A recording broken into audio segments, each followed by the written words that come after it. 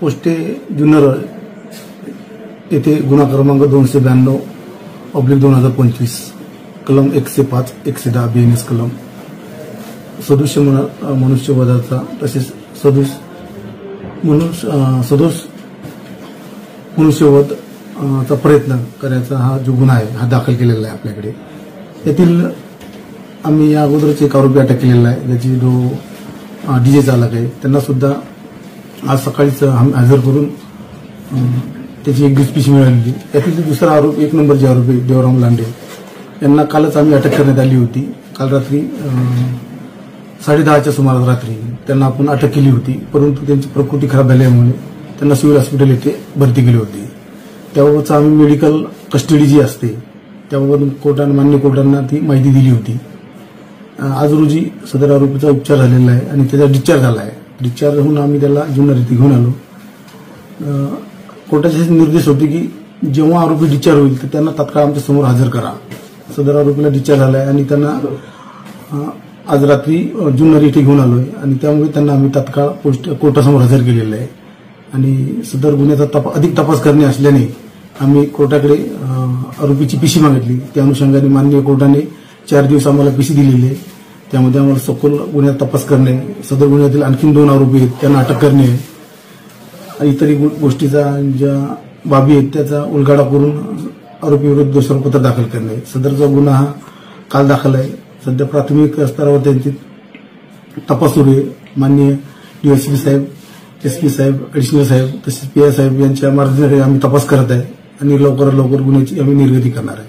देवराम लांडे यांना कागदोपत्री अटक किती वाजता केलं? काल रात्री 22:27 त्यांना आम्ही अटक केलेली आहे आणि तेव्हापासूनच त्यांची तब्येत खराब झाल्यामुळे त्यांना आम्ही अगोदर मंचर ग्रामीण रुग्णालय तिथून परत तिथल्या डॉक्टरांनी वायसीएम हॉस्पिटल जे पिंपरी चिंचवडमध्ये तिथे त्यांना रेफर केलं होतं।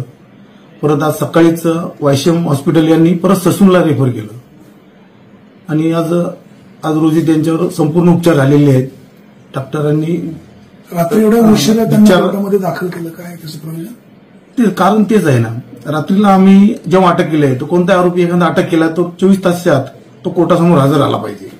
जर का आपण आरोपी 24 तास हजर करत नाही तर त्याचं एक कारण आपल्याला कोर्टात द्यावं लागतं। त्यामुळे आम्ही आज सकाळीच कोर्टाला मेडिकल कस्टडीचं कारण आम्ही कोर्टात दिलं होतं। सदर आरोपी हा आज रोजी आम्ही हजर करू शकत नाही। जेव्हा डॉक्टर जर त्याला डिस्चार्ज देतील तेव्हाच आम्ही त्याला आपल्या समोर हजर करू असे आम्ही कोर्टाला विनंती केली होती। त्याचा रिपोर्ट सुद्धा दिला होता। त्यावर कोर्टाने आम्हाला सांगितलं की जेव्हा आरोपी डिस्चार्ज होईल तेव्हा त्याला तुम्ही तात्काळ आमच्या समोर हजर करा। सदर आरोपी हा रात्री जुन्नर पोलिसांना आम्ही घेऊन आलोय आणि तेव्हा त्याला कोर्टासमोर आम्ही हजर केलेले आहे। आता पोलीस कोठडीमध्ये कोणते आरोपी अटकेत आहेत आणि फरारी कोण कोण आहे? सदर गुन्ह्यातले 2 आरोपी अटक आहेत। गाडीचा जो चालक आहे नामदेव रोकडे आणि रॅलीचे जे आयोजन केलेलं आहे त्यातले आरोपी देवराम लांडे हे 2 आरोपी आमच्याकडे अटकेत आहेत। त्यांच्याकडे तपास करत आहे आणि उरलेले 2 आरोपी आरोपी क्रमांक 2 जो की आरोपी क्रमांक 1 यांचा मुलगा आहे आणि डीजेचा जो मालक आहे गाडीचा तो सुद्धा यामध्ये फरार आहे। अजून 2 आरोपी त्यामध्ये आम्ही तपास करत आहे। आमच्या 2 टीमा त्यांचा शोध घेत आहेत, शोध मार्गावर आहे। लवकरच तो आम्हाला मिळेल, त्याला सुद्धा आम्ही हवालात